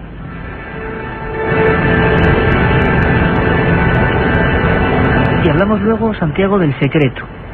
La gente nos están preguntando ahora mismo, nuestros amigos del 7640, por qué tanto tiempo de secreto. ¿Cómo es posible que, si ahora parece tan evidente, un grupo de personas o una persona, aunque no nos ponemos de acuerdo, la masonería de fondo, simbología de aquellos que tienen un secreto y que han sido chivatos de alguna forma y hay que ajusticiarlos, cómo es posible que durante más de un siglo, les decía César Vidal que se abrían los archivos en el año 92, los hechos ocurrieron en 1888, el 888, más de 100 años. ¿Por qué? ¿Por qué tanto secreto? Pues el Acta de Secretos Oficiales británica, que es una ley muy curiosa, una herencia de la época victoriana, establece que las leyes, que los secretos oficiales tienen 3 categorías. Los hay de 30 años, es decir, que a los 30 años se pueden desclasificar automáticamente, de 50 años y la máxima categoría, que es de 100, a los que tiene que pasar un siglo para asegurarse que ya todo el mundo implicado ha fallecido para que esto salga a la luz. Pues bien, todas las investigaciones de Scotland Yard recibieron ese carácter de máxima clasificación de 100 años de secreto, y por eso fue precisamente cuando en los años 80 por fin se pudo saber algo más y se pudo conocer de primera mano pues el contenido de aquellas investigaciones policiales en las que tampoco se puso mucho esmero por localizar al presunto culpable.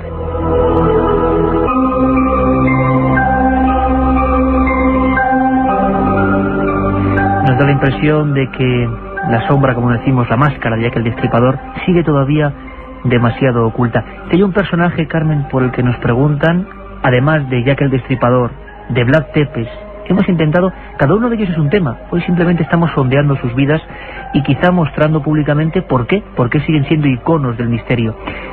Por supuesto, Adolf Hitler y su locura con el esoterismo, pero hay otro personaje que puede ser el número 1 a nivel de votaciones. Ayer, durante toda la noche, la gente enviaba mensajes.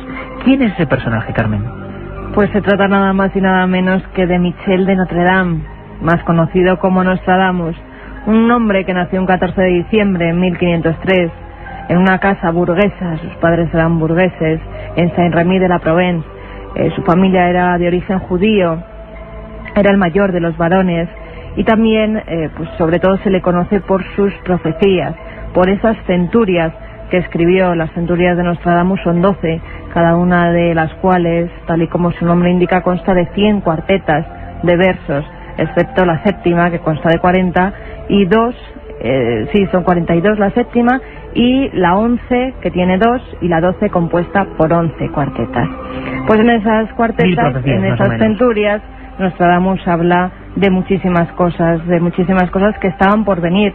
Incluso, ayer hablábamos de papas, incluso se dice que un papa que estaba por llegar, pues Nostradamus ya le dijo, tú serás papa. Él no se lo creía y en un principio, y luego resultó que fue así. También, pues antes nos comentaban a través de los SMS si había dicho algo sobre cometas, sobre eclipses, y es cierto, Nostradamus también en una de esas cuartetas pues hizo referencia a eclipses y a rocas que caían del cielo.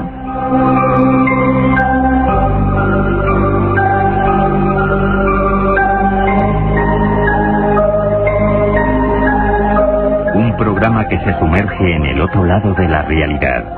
Milenio 3, con Iker Jiménez y todo su equipo en la SER.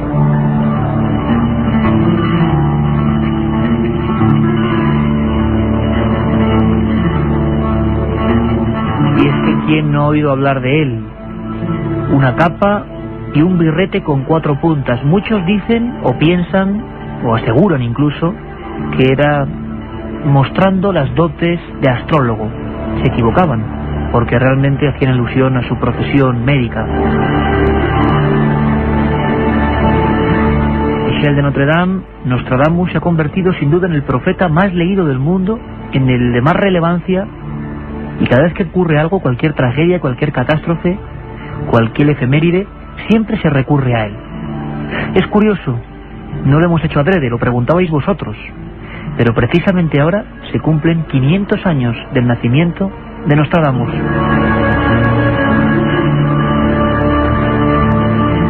Y es que el fenómeno profecía, el fenómeno adelantarse al futuro, los extraños augurios del cielo, las marcas siempre o casi siempre de lo negativo que aparecen de vez en cuando, son asociadas con Nostradamus desde ese lejano siglo XVI.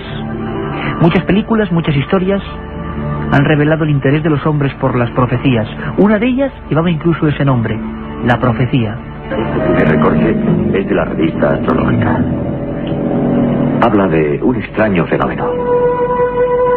Cometa se transforma en una estrella brillante como la de Belén hace 2000 años. Solo que esta fue en otra parte del mundo, el continente europeo, hace 5 años.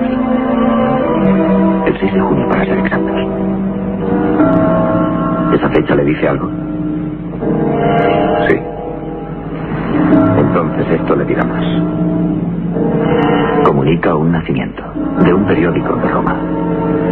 También del 6 de junio, de hace 5 años, el día que nació su hijo. 6º mes, 6º día.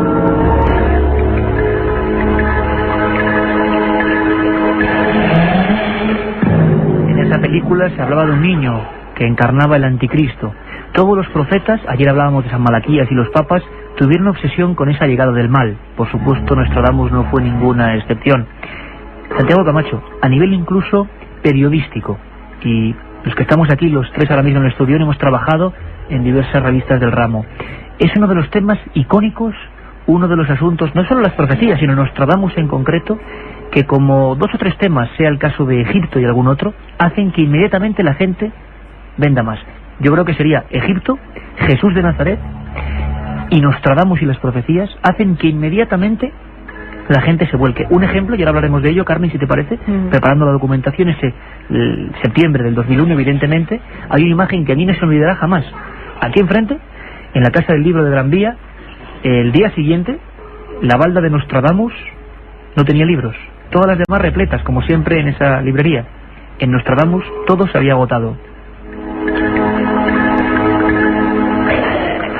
Santiago, ese mito es real a nivel incluso comercial, a nivel de interés de la gente, casi iconográfico. Existe esa figura del hombre con barba, con bigote, con el birrete con las 4 puntas. ¿Qué tiene Nostradamus que no tienen otros personajes, otros profetas, por ejemplo? Yo creo que es la tremenda extensión que se ha dado a sus centurias, a sus profecías. Lo que es cierto es que se ha convertido, como muy bien has dicho, en una especie de faro que cada vez que sucede algún hecho notable en el mundo, desde el 11S hasta la guerra de Irak, siempre los exégetas de Nostradamus buscan en esas centurias a ver si encuentran algo, a ver si algo va a suceder.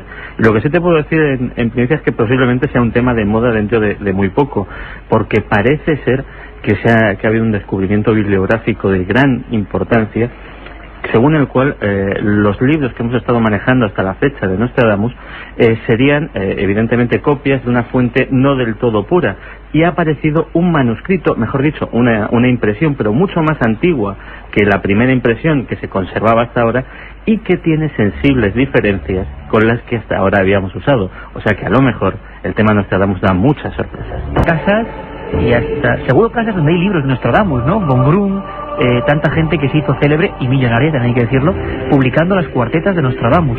Parece ser, y es noticia de última hora, que nos cuenta nuestro amigo Santiago Camacho, que hay una impresión anterior de la primera que se tenía en cuenta para traducir estos elementos que por otro lado siempre eran bastante crípticos, ¿no? La gente coincidía en que, claro, todo puede caber dentro de una profecía de Nostradamus. 7640, palabra milenio, espacio, y yo sé que Nostradamus os interesa, preguntas sobre Nostradamus, si te parece, Santiago, enseguida las debatimos aquí. Carmen, tú personalmente tuviste una pequeña aventura, entre comillas, que no se entienda mal, con Nostradamus al día siguiente de las Torres Gemelas, ¿no? Pues sí, que la verdad es que sí, porque yo creo que todo el mundo en esos días estaba pegado a los medios de comunicación y, cómo no, a Internet. Desde allí nos llegaban las noticias más frescas desde Nueva York sobre lo que estaba ocurriendo, y había varias profecías que empezaron a circular por la red. Profecías que yo, pues la verdad, todas las centurias de Nostradamus no me las he leído, pero no me sonaban que fueran suyas. Uno lee, y poniendo un poco de humor, las centurias enteras de Nostradamus y acaba enfermo. Enfermo solo por lo que dice de maldades y porque son bastante ilegibles, ¿no? Y con un lenguaje muy denso, como son bastante densas, sí. Pero a mí no me sonaba que el lenguaje que tenían esas profecías que circulaban por Internet fuera el que utilizó Nostradamus.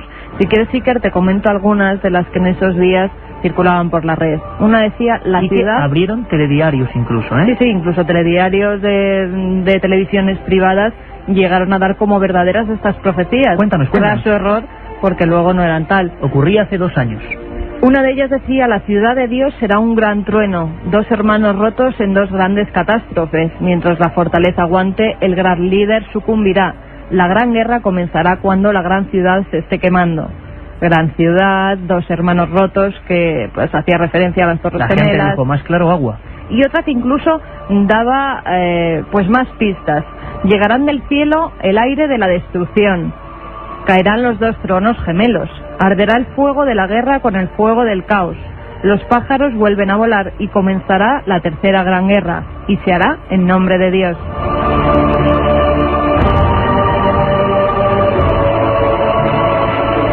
Y parece ser, Carmen, que yo recuerdo perfectamente que estabas enfebrecida al ordenador buscando y comparando con los primeros libros de Nostradamus, que vamos a ver, ahora a ver si estaban equivocados, Santiago. También nos gustaría debatir con la gente hasta ese punto. ¿Qué pasaría si de repente todo lo que hemos pensado en Nostradamus, que podría ser, ¿no? Sería una ironía del destino, muy digna de Nostradamus, por otro lado, estuviera equivocado? Quiere decirse, Carmen, que Internet estaba dando, o más que Internet, algunos internautas estaban dando conscientemente información que no se ajustaba a lo que escribió Nostradamus en el siglo XVI. Efectivamente, y que le estaban dando información de unas predicciones que sí es verdad que se publicaron, pero fue por un chico que precisamente estaba haciendo una tesis para descartar lo que eran todas las profecías de Nostradamus, iba en contra de Nostradamus. Quería demostrar más o menos que todo era posible, ¿no? Efectivamente, y que si él daba una predicción, como por ejemplo las que he leído, pues a lo mejor algún día acertaría. Y el caso es que acertó. Claro, esas profecías empezaron a pulular por internet y todo el mundo decía que las había escrito Nostradamus, nada más lejos de la realidad. Habían sido escritas por un chico que, si no recuerdo mal, era estadounidense y que pretendía acabar con la labor de Nostradamus y con la veracidad que tenían sus centurias en algunos temas. ¿Y cuáles eran las reales, Carmen? En ese aspecto, ¿sí que eligió algunas que se parecían o no? Sí, había algunas que se parecían y las verdaderas, por ejemplo, en la Centuria 1, dicen: el nosogeo fuego del centro de la tierra hará temblar alrededores de Ciudad Nueva. Dos grandes rocas, largo tiempo harán guerra, luego Aretusa enrojecerá nuevo río. También, claro, eso puede ser... Es que se puede interpretar de muchísimas formas, eso es lo malo de las profecías. Había otra: en la Ciudad Nueva, pensativo para condenar, el pájaro de presa al cielo acaba de ofrecerse, después de la victoria los cautivos perdonar, Cremona y Mantua grandes males habrán sufrido. O sea, nada que ver con lo que abrió los telediarios y todo el mundo, pero es importante, ¿no?, el fenómeno social. Ocurre la mayor catástrofe, desde luego, del siglo XX-XXI, y si no me equivoco, y nos lo va a contar Santiago, la palabra que supera incluso al concepto más buscado, conceptos como Dios, como sexo, en Internet, en todo el mundo, es Nostradamus. Esperamos vuestras llamadas, vuestras opiniones, y además para hacer ese debate, ¿qué opináis de Nostradamus? ¿Farsante? ¿Auténtico farsante o se adelantó al futuro? Santiago, ¿es cierto que un medio tan frío como Internet puso Nostradamus en el número 1?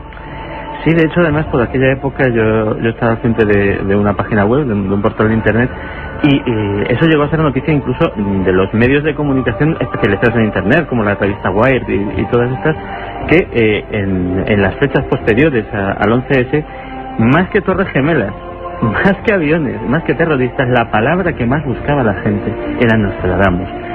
Realmente, si tenemos en cuenta la magnitud del hecho histórico que estaba sucediendo, la curiosidad de la gente que en muchas ocasiones recurría a Internet como medio de información en tiempo real, que realmente fuera lo que tenía que decir Nostradamus en ese momento, lo que más interesase al mundo. Dice muchísimo sobre este tema. Es apasionante, compañeros, meternos en un personaje como Nostradamus. Tengo que decir que, a pesar de que hemos hablado de Vlad Tepes, haremos un programa de los vampiros, por supuesto, no tiene nada que ver. Hemos hecho varios de psico-killers. A pesar de que hablemos de Nostradamus, hablaremos de profecías más veces, por supuesto. Solo son las biografías de algunos personajes que generan una magia como la que estamos viviendo, ¿no? Y sobre todo, Iker, yo creo, a raíz de lo que decía Santi, es verdad que la gente enseguida recurrió a las profecías. Cuando hay un gran desastre, se recurre a ver qué han dicho nuestros antepasados, los profetas. Y la gente en realidad tenía miedo. Yo me decidí a hacer este artículo precisamente por eso, porque a mí me estaban escribiendo desde Internet personas que realmente tenían miedo. Esto ya estaba escrito, busca algo más a ver si en Nostradamus artículo hay que algo. hiciste, que fue el primero que refutaba en España las profecías, y hay que decirlo, y fue así, se publicó a las horas de esa misma noche, y tuvimos miles de visitas. Estaba hecho para el portal, amigo de este programa, para ikerjimenez.com, se llamaba, me lo tienes aquí, Carmen, ya estaba escrito, y hacíamos una biografía de Nostradamus, y nos dimos cuenta de que de todo el mundo, hasta Hungría, Ucrania, gente que no leía el castellano, estaban entrando simplemente tras la búsqueda en el árbol de Nostradamus. Carmen, si me permites, Santiago, vamos a ver qué nos cuenta, y seguimos viajando por el mundo, José María Patiño, desde Francia, porque ha coincidido, yo no creo en la casualidad, que hacemos este programa y se celebra el quinto centenario de la muerte, del nacimiento, 1503 creo que es, ¿no? 1503, el nacimiento, no la muerte, de Michel de Nostradamus. ¿Qué ha pasado en su pueblo? Hay un pueblo donde él nació. ¿Qué piensa la gente?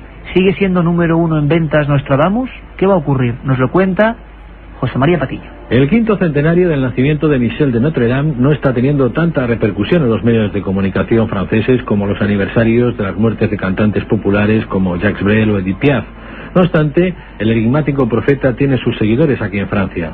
Sus profecías figuran entre los libros más vendidos, así como su biografía novelada en 1997, Pont-Charles de Fontbrun, en el que el médico renacentista relata a su hijo César los principales avatares de su vida y algunas de las principales profecías que culminan en 2025, año en el que comienza una era de paz universal. Tras el boom provocado por el cambio de milenio, un nuevo libro, Profecías de Nostradamus, del escritor provenzal Jean-Paul Kleber, sale a la venta en Francia el próximo lunes. Tan significativo aniversario no ha pasado tampoco en vano. La localidad que le vio nacer, Saint-Rémy-de-Provence, desarrolla una serie de actividades desde la pasada primavera y estos días todavía acoge la exposición sobre el contexto histórico en el que desarrolló su trabajo Nostradamus. Nacido el 14 de diciembre de 1503, Michel de Notre Dame sintió mucho apego hacia sus abuelos, Jean de Saint-Rémy y Pierre de Notre Dame, ambos médicos del rey Renato y de su hijo duque de Calabria y Lorena, quienes le inician en la medicina y en la astrología. Amargado por la pérdida de su familia durante la peste bubónica que asoló Francia, se vuelca en las profecías que le supondrían el respeto de la aristocracia de la época y que compiló en un libro de 10 volúmenes que en 100 cuartetas desarrollaban 1000 profecías, algunas de ellas bien conocidas como la Revolución Francesa, la llegada de Napoleón, la Segunda Guerra Mundial o la muerte de Kennedy. Utilizado en exceso por charlatanes evidentes, su persona y sus profecías fueron objeto de debate en la Biblioteca Nacional François Mitterrand esta pasada primavera por diversos profesores de las universidades de París.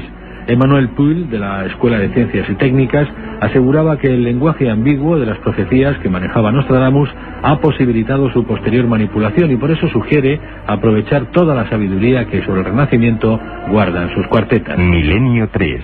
Periodismo de lo desconocido. En la SER.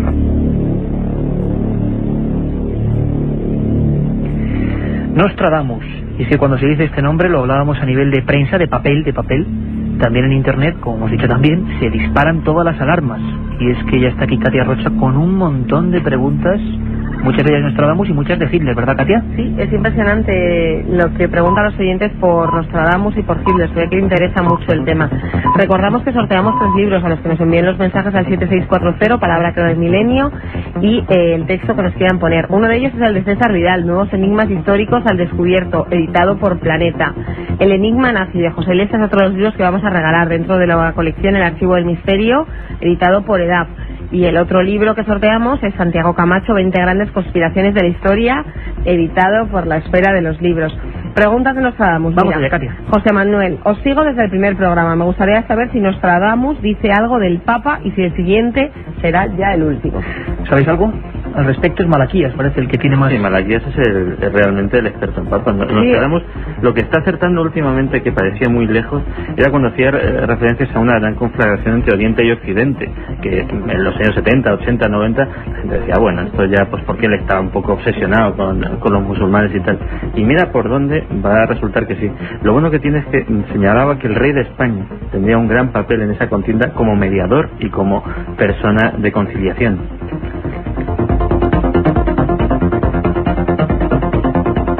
Y fíjate que hasta los mismos oyentes se contestan porque hay uno que nos dice, Nostradamus dijo que cuando hubiera un papa negro se acabaría el mundo. Pues también tendremos que recurrir otra vez a las profecías de Nostradamus a ver si es cierto lo que nos dice este amigo.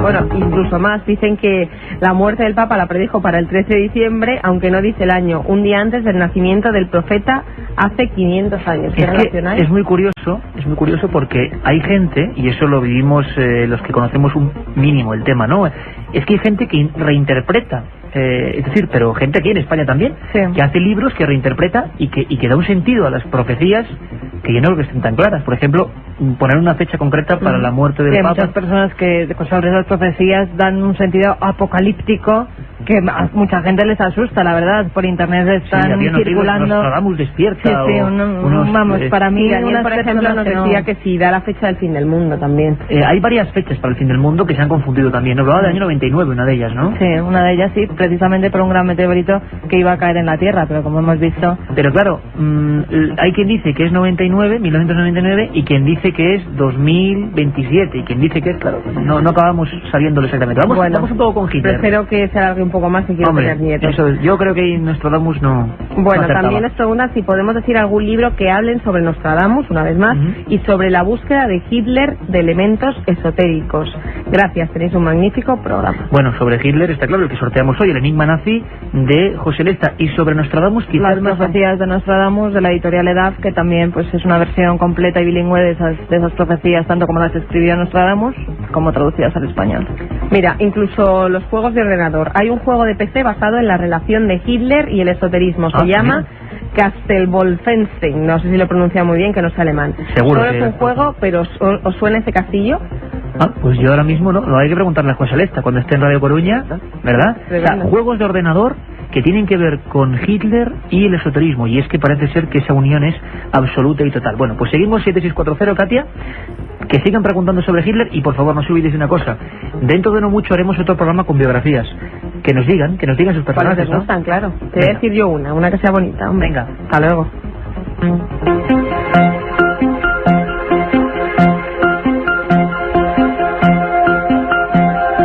Dentro de nada, de apenas minutos, vamos a estar con otro invitado, otro buen amigo, otro hombre que se ha pasado mucho tiempo investigando las conexiones de Hitler y el esoterismo. Cuánto se ha escrito, pero qué bien lo ha resumido José Leste en el enigma nazi. Carmen, hablando de Nostradamus, parece ser que la utilización va a continuar de sus profecías. ¿A ti qué es lo que más te ha llamado la atención? Quizá hay una, Santiago y Carmen estaréis conmigo, que es la bandera que todo el mundo habla de Nostradamus, que predijo su propia muerte. ¿Qué es de cierto y qué de misiones? Es más, incluso mira, ahora mismo nos lo está preguntando Manuel de León. ¿Es verdad que predijo su muerte? Nos lo están preguntando a través de C7640. Pues hay una de esas cuartetas en la que, si queréis, os la leo. Vamos allá. A su retorno de la embajada, el obsequio del rey puesto en su sitio. Nada más hará. Irá a reunirse con Dios. Parientes cercanos, amigos, hermanos de sangre le encontrarán. Completamente muerto, cerca de la cama y del banco.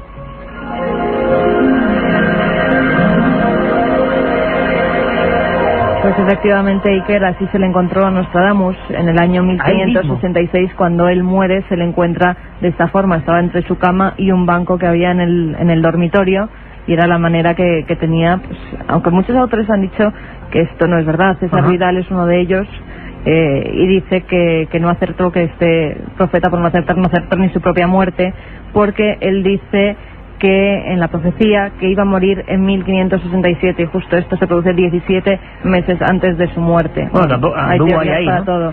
Sí, lo que pasa que es curioso que diga cómo se le va a encontrar muerto y realmente es como se le encuentra, en ese estado.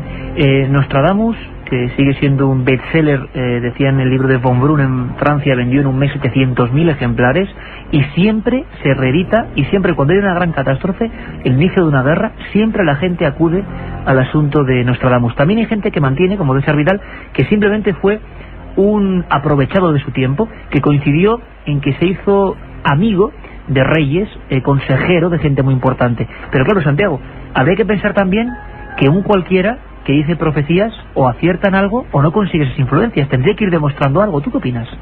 Yo creo que realmente algo tenía que tener. Los poderosos siempre les ha gustado rodearse de sus augures, de sus adivinos particulares. De hecho, el personaje del que vamos a hablar dentro de un ratito, Hitler, tenía el suyo, tenía a Erich Hanussen, el mago de los guantes verdes, que también murió en el mago de los guantes verdes. El mago de los guantes verdes. Un personaje que merecía programa aparte, porque de verdad es fascinante. Y de hecho, pues por ejemplo, este hombre tampoco era un charlatán, predijo ni más ni menos, hay quien dice que eso fue la causa de su muerte, el incendio del Reichstag, que fue hecho por los propios nazis para culpar al Partido Comunista y así hacerse con el poder total en Alemania. Yo creo que el que realmente dirige los destinos de una nación o tiene grandes responsabilidades, cuida mucho a quien pide consejo, y si realmente se rodea alguna vez de algún personaje de estos, es que algo tiene que tener detrás. Sí, el refrán de algo tiene el agua cuando la bendicen, ¿no? Nostradamus tendría algún misterio. ¿Tú qué opinas, además Carmen? Estaba muy metido en lo que era la corte francesa de aquella época, no solo por sus predicciones, porque también hacía pues ungüentos, era muy de hacer hierbas, recetas médicas, como los curanderos de hoy en día, la botánica oculta. Siempre, la botánica que se utilizaba con las plantas, con la naturaleza, y muchos personajes de la nobleza francesa recurrían a él precisamente para eso, además de que para que les adivinara pues cómo iba a ser su vida futura, para que les tratara de algunas enfermedades con ese tipo de medicina natural. Michel de Nostradamus, nos lo decía nuestro corresponsal en Francia, José María Patiño, se han cumplido 500 años de su nacimiento. Algo tendrá este personaje para que 500 años después siga en las librerías, siga en internet, siga en la mente de muchas personas y siga incluso, como ahora, en las ondas de la radio.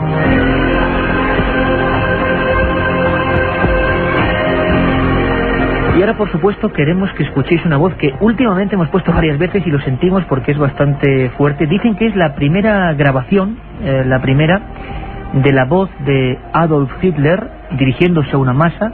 Es una voz quebrada, es una voz que tiene una grabación muy antigua, muy vieja. Vamos a hablar en unos minutos, cuando conectemos con Radio Coruña, con nuestro buen amigo José Lesta, que ha hecho este trabajo excepcional, porque yo creo que es uno de los temas por los que más pregunta la gente, sin lugar a duda, y habría que preguntarse por qué esta fascinación con los nazis y el esoterismo. Se habla de la Arca de la Alianza, se habla de los platillos volantes construidos por ellos, se habla de la búsqueda de los reinos desconocidos de Agartha, se habla de mil y una cosas que tanto el Enigma Nazi como Santiago, en 20 grandes conspiraciones de la historia, han intentado tratar. Vamos a ver si con ellos, debatiendo con ellos, que nos cuenten la historia, podemos aprender, que es de lo que se trata, un poco más de esas partes oscuras de la historia, de esa historia perdida que diría Nacho Ares, y que a veces nos da la impresión que tiene las verdaderas claves. Esta es esa voz terrible, Adolf Hitler. Heute Nacht zum ersten Mal auf unserem eigenen Territorium auch mit bereits regulären Soldaten geschossen. Seit 5:45 Uhr wird jetzt zurückgeschossen.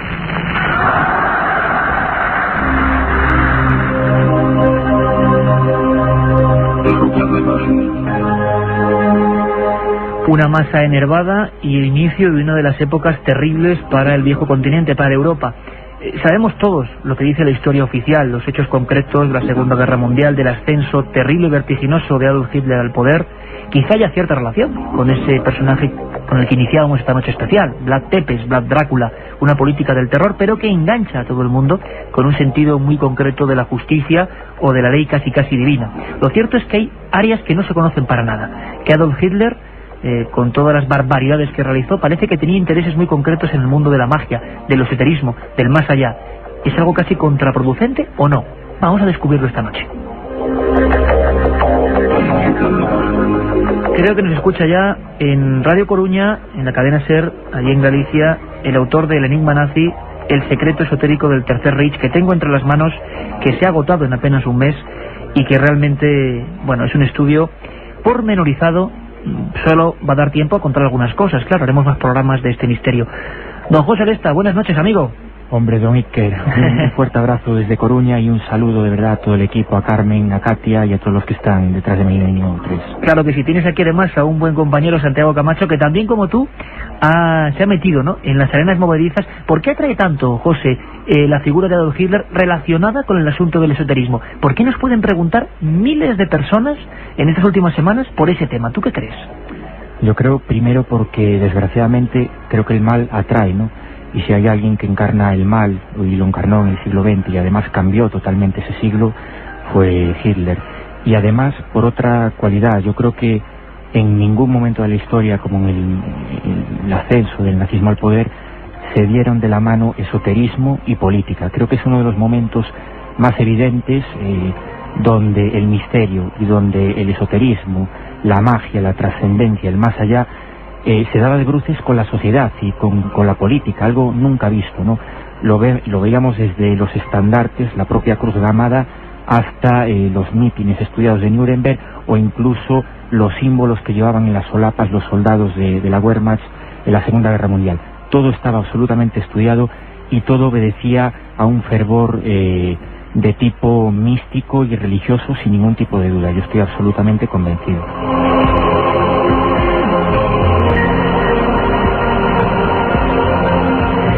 José, hablas incluso de los símbolos. En la portada de tu libro es un candado que muestra el secretismo que hay en toda esta historia, esa parte oculta de esta época, de este personaje. Está la Cruz Gamada.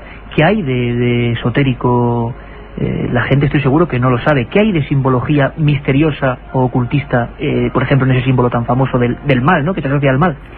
Sí, efectivamente. Quizás mal asociado, porque todo el mundo piensa en el movimiento nazi cuando hablamos de la Cruz Gamada, de la esvástica, pero es uno de los símbolos más poderosos, más potentes dentro de la magia y del esoterismo universal, y también de los más antiguos. Los podemos encontrar tanto en Sudamérica como en Centroamérica y sobre todo en la India. Hay aún tribus y castas hindúes que aún saludan al sol levantando el brazo todas las mañanas y dibujan en sus estandartes y en sus templos la famosa esvástica. Incluso una de las sectas budistas que hay ahora mismo en la India usan la esvástica, pero precisamente como símbolo benéfico, es decir, como culto al sol, como un símbolo solar, ¿no?, desde la antigüedad.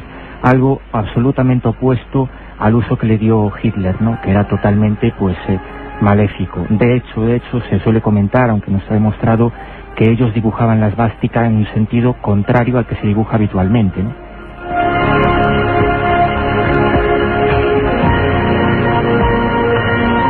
Habláis tanto José Lesta como Santiago Camacho de una sociedad secreta tremenda, la sociedad satánica Thule.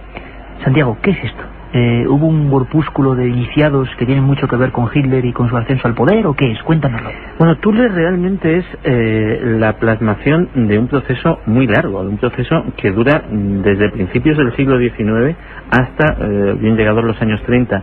Y es un movimiento, digámoslo así, por definirlo de alguna manera, de segregación cultural, de apartar a Alemania de todo lo que ha sido la tradición judeocristiana, volver a sus raíces germanas, a sus raíces paganas, y rechazar pues todo lo que había sido impuesto por la religión católica o por el cristianismo en general.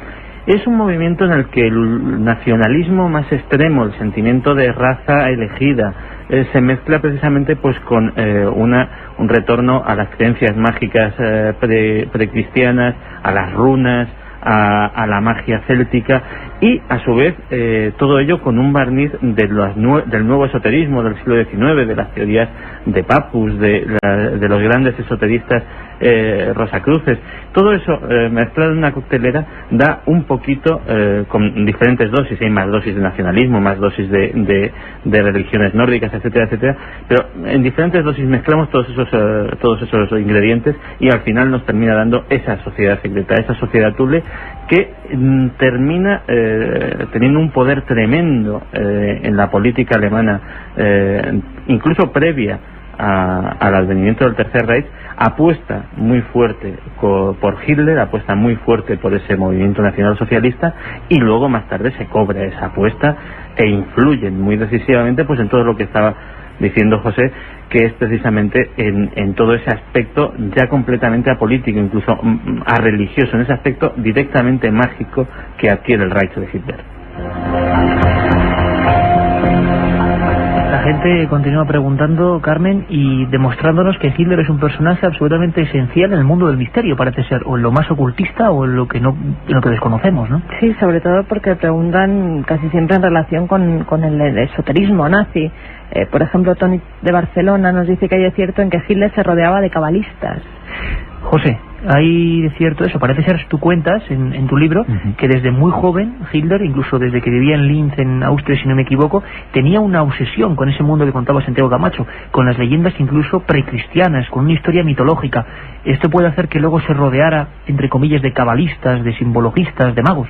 Sí, se rodeó de gente como Erich Jan Hanussen, astrólogos, o por ejemplo cabalistas y mentalistas como Karl Maria Williwood.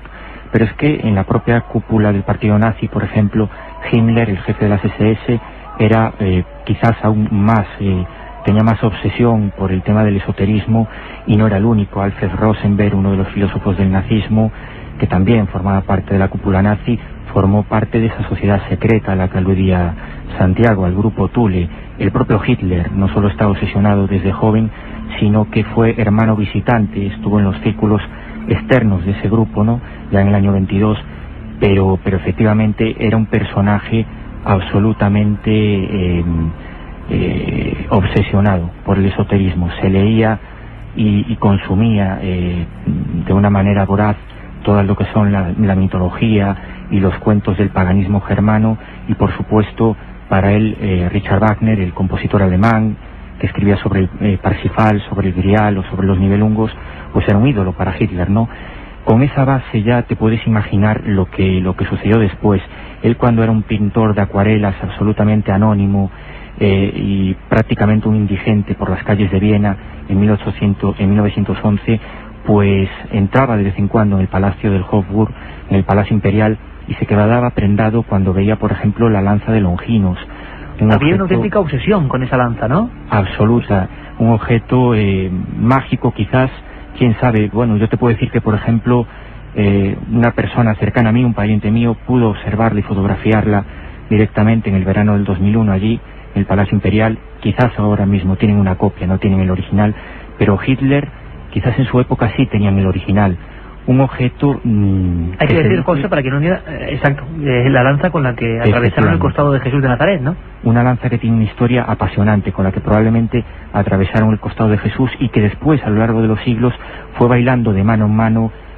Personajes importantísimos como Carlomagno o Constantino la tuvieron y la empuñaron en momentos claves de la historia, para bien o para mal. Hitler se creyó poseedor de ella, creyó que tenía derecho a empuñarla y a ordenar el destino del mundo con ella, por supuesto para mal, y de hecho pudo hacerse con ella y se la robó a los vieneses y se la llevó a Nuremberg, donde la custodió hasta el final de la guerra. Es una historia absolutamente apasionante.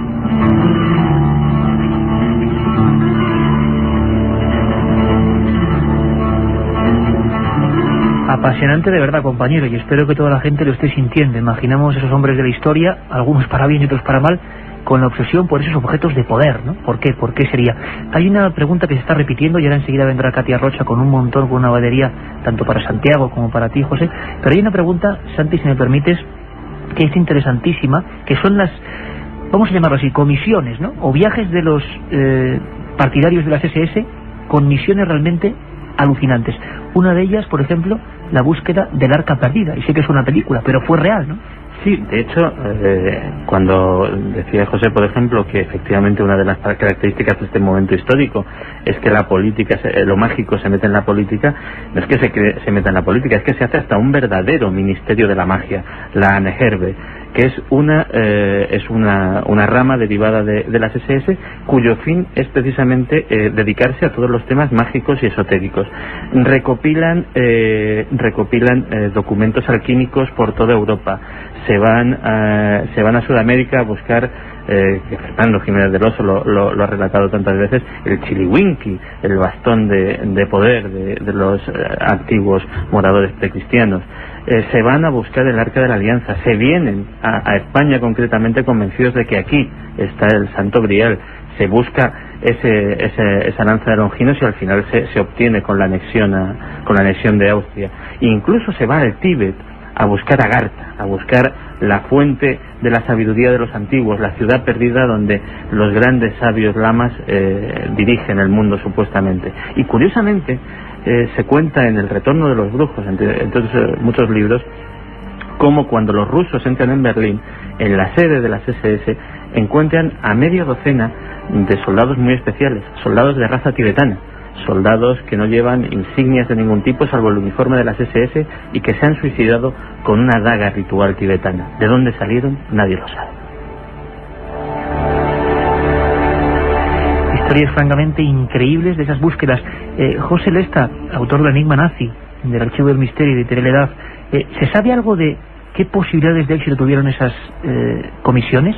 ¿Se sabe si en algunos momentos llegaron o creyeron llegar al objetivo? Hablamos de elementos, claro, tan simbólicos como el Grial, el Arca de la Alianza. Yo recuerdo en Argentina hace unos cuantos años, en uno de los lugares más desolados de Argentina, el Cerro del Uritorco, que habían estado por ahí algunos exiliados buscando detrás la senda de algunos objetos de poder, ¿no? Herminio de Oviedo nos lo preguntaba, ¿buscó Hitler el bastón de mando en Argentina? Sí, exactamente. Es increíble, o sea, designaron dinero, esfuerzo, fe en lo que ellos creían para buscar esos objetos. ¿Qué sabemos de cómo acabaron esas misiones, José? Pues mira, esa es la pregunta del millón. Sabemos que las expediciones existieron y sabemos, por ejemplo, que el bastón de mando se buscó en Argentina, que buscaron el Grial prácticamente en medio mundo, en Tenerife, en Lanzarote. Y te voy a dar quizás dos primicias. Bueno, una la comento en el libro con respecto al Arca de la Alianza. Es curioso que ahora sabemos que en España, efectivamente, como decía Santiago, intentaron generar el inicio de la búsqueda y de las excavaciones del Arca de la Alianza. Concretamente, el jefe del servicio de inteligencia nazi, Canaris, vino a Madrid, vino al Museo Arqueológico y venía con una vieja carpeta de cuero, una vieja carpeta con anotaciones. Lo custodiaron dos agentes del servicio entonces de inteligencia militar, que era nuestro servicio secreto. Esto te puedo asegurar que fue así, Iker. Y en esa carpeta, curiosamente, tenía anotadas piezas arqueológicas que los españoles trajimos en 1871 en la fragata Arapiles, directamente de Egipto, de excavaciones arqueológicas en Egipto. Bueno, pues bien, Canaris mandó fotografiar esas piezas, se las llevaron nunca más se supo de ellas y curiosamente 2 meses más tarde en el norte de África, en Egipto y también en Túnez, Herbert Brown comenzó las excavaciones en busca del Arca de la Alianza, aunque parezca increíble es así, y basada en esas piezas que están en el Museo Español. Y te cuento otra primicia que sí no sale en el libro y que me acabo de enterar pues hace 2 semanas escasas que estuve en Barcelona, precisamente por el tema del Grial, ¿no? Otro talismán, quizás el mayor talismán buscado por los nazis. Sabemos que estuvieron en Montserrat, en la montaña mágica de Cataluña, buscándolo. Sabemos que estuvo Himmler, el jefe de las SS, en el año 40, que destrozaron puertas para buscar las galerías ocultas del supuesto lago subterráneo que hay bajo la montaña mágica de Montserrat. Pero sin embargo, Iker, te puedo decir como te digo, una primicia. Existe una cinta de la persona que fue el traductor del alemán al español de Himmler en ese día, ¿no? Y esa persona, desgraciadamente, no pude dar con ella, hace un año que está muerta, pero sí supe de la existencia de esa cinta y de lo que se dice en ella, ¿no? En esa cinta él asegura, y te digo, él era el traductor de Himmler, ¿no? Era uno de los sacerdotes allí. Él asegura que Himmler le preguntó 2 veces por el Grial. Su obsesión en Barcelona, en Montserrat, era no solo dar con el lago subterráneo, sino saber dónde estaba el Grial. Era una obsesión absolutamente total. Él llevaba un maletín, es curioso, ¿no? Esto es una anécdota curiosa. Llevaba un maletín con libros de Otto Rahn. Otto Rahn probablemente era el mayor especialista del Grial dentro de las SS, y además en ese maletín parece ser que iban mapas con la Montserrat oculta, con la Montserrat de las galerías, de los túneles. Pues bien, gracias a un espía del servicio secreto inglés, en el Hotel Ritz lograron sustraer ese maletín y por lo tanto no pudieron seguir en esa búsqueda los nazis. Pero como te digo, en España buscaron el arca y el Grial. Sí, yo creo que la varita mágica de Hitler, su don era el verbo, era la palabra. Era curioso porque no se prodigaba tanto digamos, no había televisión, pero sí en imágenes de cine, lo que sería en su época el nodo alemán, sino que tenía más fuerza, tenía más potencia, y los nazis lo sabían, los del partido nazi, por la radio, curiosamente, ¿no? Era un orador nato, probablemente de los pocos que hubo en siglos, ¿no? Y era desgraciadamente su don y su poder. Se basaba todo en la palabra. Cuando salían estandartes y desfiles por Nuremberg y en Berlín, pues salía un retrato de Hitler y en el fondo el retrato al principio era el verbo, ¿no? La famosa frase de la Biblia, porque era, como te digo, el poder. Y un poco, si me permite, Iker, hablando de esa ceguera histérica famosa de que hablaba Santiago, ¿no? Yo estoy totalmente convencido de que eso fue lo que ocurrió. Era un personaje probablemente esquizofrénico, y de hecho Rudolf Hödel, el médico, el psiquiatra que lo trató, murió a los 6 meses de que los nazis entraran en el poder, probablemente asesinado porque era totalmente buscado y custodiado por la Abwehr, por el servicio secreto nazi y por la Gestapo, por la policía de Hitler, ¿no? Porque él tenía esos papeles que documentaban que probablemente era un enfermo mental, un esquizofrénico. Increíble. Katia, ¿no hay tiempo para más? ¿Damos los ganadores de esos 3 libros? Pues una pena, porque hay un montón de preguntas interesantes. Seguiremos con el tema, segurísimo. José Manuel, que nos preguntaba, nos decía que nos seguía desde el primer programa, premiando su fidelidad, y que nos preguntaba que si Nostradamus dice algo del Papa y si el siguiente iba a ser el último, es el ganador del libro de José Lesta, El enigma nazi. También Manuel de León, que nos decía que había leído el libro del enigma nazi de Santi Camacho. Preguntaba por Hitler, para él será el enigma histórico de César Vidal. Y para Mireia La Torre Zarcero, es el libro de 20 conspiraciones de la historia de Santi Camacho, que nos decía, que es una gran seguidora del programa, y nos pedía biografías de Leonardo da Vinci. Bueno, seguiremos y hablaremos, Katia, de los personajes que nos han pedido, que han sido muchos, haremos programas especiales. Carmen, y el domingo, mañana de la madrugada, vamos a conocer a un juez zamorano que en su vida, por ejemplo, levantó acta de presencias de ovnis en Zamora, un juez zamorano. Estaremos con JJ Benítez y un montón de historias. Santi, José, ha sido un auténtico placer, amigos. Os dejamos ahora con Javier Manzano. Un abrazo, hasta el domingo. Milenio 3. Periodismo de lo desconocido.